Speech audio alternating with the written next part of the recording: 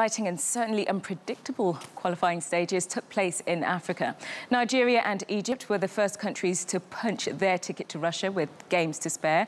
Morocco, Tunisia and Senegal joined them after the latest round of fixtures, finalising the lineup for the African continent, which meant there was no room for the current AFCON champions Cameroon or the historically strong Elephants of Ivory Coast. But can one of these five make an impression on Russia 2018? Let's ask Firas who's live in Paris. Firas, we tried to talk to you earlier on the week, but your interview was prematurely cut off. Now, there is going to be a strong North African dominance at this World Cup. Will any of those sides pose a threat in Russia?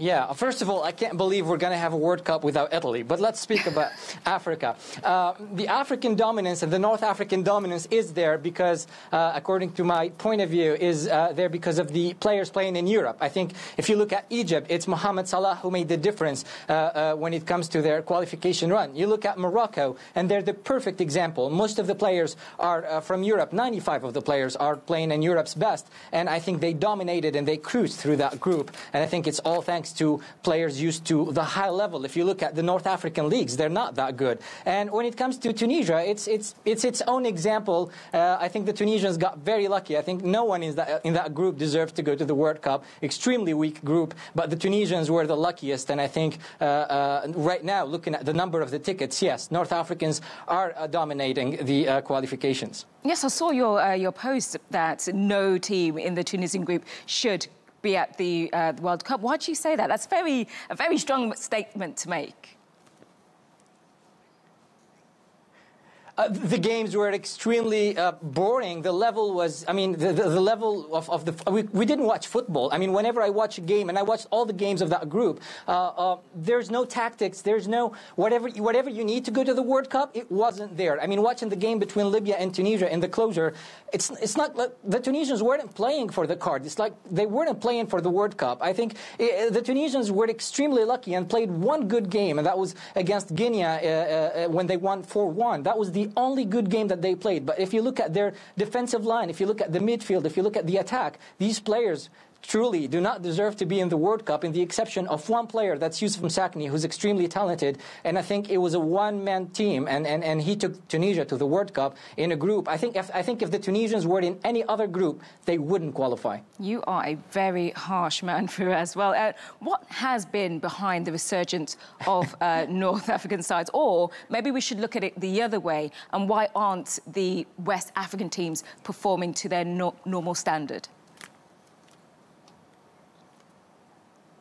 Yeah, we should look at it the other way, because I think that's where the change is taking place. I think that all the promising talent from these nations such as Cameroon or Ivory Coast, all their promising talent is in Europe. And what's new is that they're choosing their other nationalities. Most of them are dual citizens, and they choose to play for their European nations. You know, they're not like Samuel Eto'o, they're not like Didier Drogba. If you look at Germany, if you look at France, they all decide to choose the European nationality and not go back to Africa. And I think that's what's making all the difference. Even those who have the nationality, they don't come back. And take Matip, Liverpool's Matip, for example. He didn't go back to the African Cup of Nations. So I think there's a lot of things that are changing when it comes to the mentality of these players, and certainly a sense of patriotism that's no longer there. You know, they choose their European nations, and consequently, we see these teams getting weaker and weaker. Okay, well, let's talk about Nigeria. The NFF and the Super Eagles have come to an agreement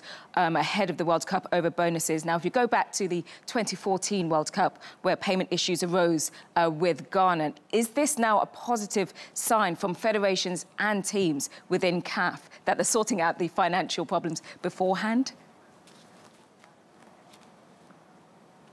Oh, absolutely. If you're going to the World Cup, the NFF's only job is to provide all the conditions and to provide all the means for the players to play in the most comfortable situation. And so, yeah, that's their only job, is to make sure that the players go to the World Cup comfortably, not thinking about the money, not thinking about the bonuses or anything. So, yeah, it could only be a positive thing. I don't know whether it happened before their game against Argentina, but the way they performed against Argentina, it seems like everything is settled, and Nigeria is set for a good World Cup. All right, Firas, always a pleasure talking to you. Thank you very much.